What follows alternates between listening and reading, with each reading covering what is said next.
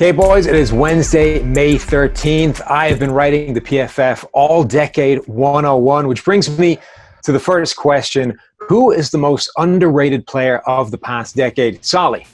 You know, I have to go with Jamal Charles, running back of the Kansas City Chiefs. He was like Gale Sayers. All he needed was 6 inches of daylight, and this guy was off to the races. I can remember calling many of his games and watching him make one defender miss after another. He was a true ankle breaker, and he averaged 5.3 yards per carry, and more than half of that came in yards after contact. So here was a guy who was great, and it comes to his all-time elusiveness. He got a lot done on his own. Jamal Charles, man, it's a shame that he didn't get one of those Super Bowl rings along with the Chiefs. Turns out the quarterback, somewhat important there. I'm going to go with the guy that is still playing, and that's DeAndre Hopkins. Think about this. Hopkins has about 1,100 targets. 650 of those have come from guys that shouldn't be starting in the NFL. I'll list a few for you. Hoyer, Osweiler, Schaub, Fitzpatrick. I mean, it is a who's who of guys that you do not want taking the ball from under center.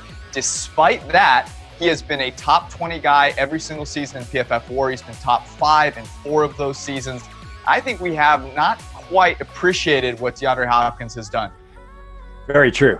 Schaub had some pretty good seasons back in the day, though, and I'll stick with that historical theme. You go back to the days where Matt Schaub was good, and you get to Chris Myers at center for the Houston Texans. Myers is the guy that I don't think most people are even going to remember at this point, but back in the day, the first half of this decade, he was the best zone blocking center in the NFL. He was the Jason Kelce of his day. 3 seasons with a PFF grade above 90. He was an absolute force in the first half of the decade.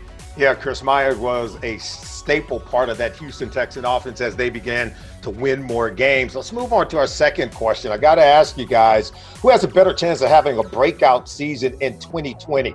Quarterback Josh Allen or Sam Darnold? I still don't know, so I'm going to flip a coin here. This is a nickel. It came up tails, so that means I'm going to have to go with Sam Darnold, and here's the reason I'll go with Sam Darnold. Josh Allen has a way better situation. He has better weapons. They just got Stephon Diggs. But Sam Darnold has the better fundamentals. He was 7th in terms of avoiding negatively graded throws over the course of his career. Josh Allen is on the other end, 7th worst. That's one of our most stable metrics in terms of projecting quarterbacks forward. So by default, I'm going to go with Sam Darnold.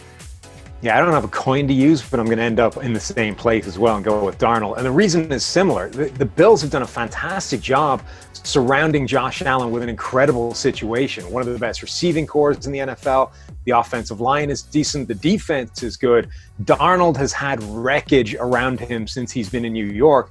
But this offseason, they overhauled the offensive line. They brought in receivers. So he has the chance to take a big step forward in a way I just don't think Josh Allen has. So you guys talked about stability.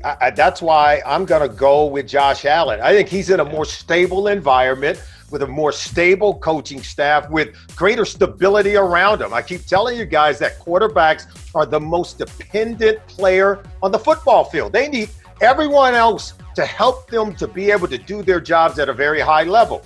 I believe that Josh Allen has that in terms of the system that he's playing in terms of the weapons that are around him, a defense that can help make plays as well and doesn't have to put it all on his shoulders. And so I'm going to go with Josh Allen only because I think the environment there with the Buffalo Bills is a much better one. And plus, he's not seeing ghosts. It seems like you're using the mono against Sam Darnold in terms of whether he has a stable environment or not. I'm using the ghost. All right, we're going to close it out with another QB question. You've got one game.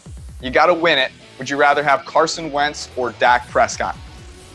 I think if the team that I'm rolling with is the 2020 Dallas Cowboys, I'll stick with Dak. But if it's basically anybody else, I would lean with Carson Wentz. I think he's shown more with less around him than Dak Prescott has. His PFF grades have been better when the situation is not amazing. I think he's the guy for basically any team, unless you're teed up for amazing success like this Cowboys roster. Yeah, I think we can only judge them by the teams that they're on. And with that said, I'm going to go with Dak Prescott. This is a guy that shows up for work every time they roll the ball out. 16 for 16 every single game, every single season. He's answered the call. We need a guy that can show up for work, and Carson Wentz has not been able to do that. He's missed 11 games over the last 3 seasons. He's what we would call a human candlelight, okay? He's out with a single blow. And so at that point, I got to go with Dak Prescott. Shows up for work, and he's won more games.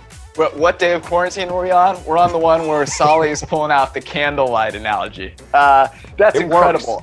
Here's what I'll remind you, though, Solly. This is one game. So I am with you. If I have to pick one in terms of longevity, I would go with Dak. But in one game, I'm going to take the player that I believe, regardless of his supporting cast, has the higher ceiling, and that's Carson Wentz. Let's not forget, he was still picked number 2 overall, right? This guy is no slouch in terms of the tools that he's got. He has had a way worse supporting cast in Philadelphia than Dak Prescott has had, also from a scheme component. He's not allowed to throw on first and second down as much as Dak is. I believe with the receivers more tightly contested in a situation where he's got to do more himself, I'd rather have Carson. It's close, though, because I really do like Dak, the person, and I think going forward, it's a much closer conversation. You want to get rid of me and get back to more great PFF YouTube content? All you have to do is push that button right there and subscribe. Thanks for watching.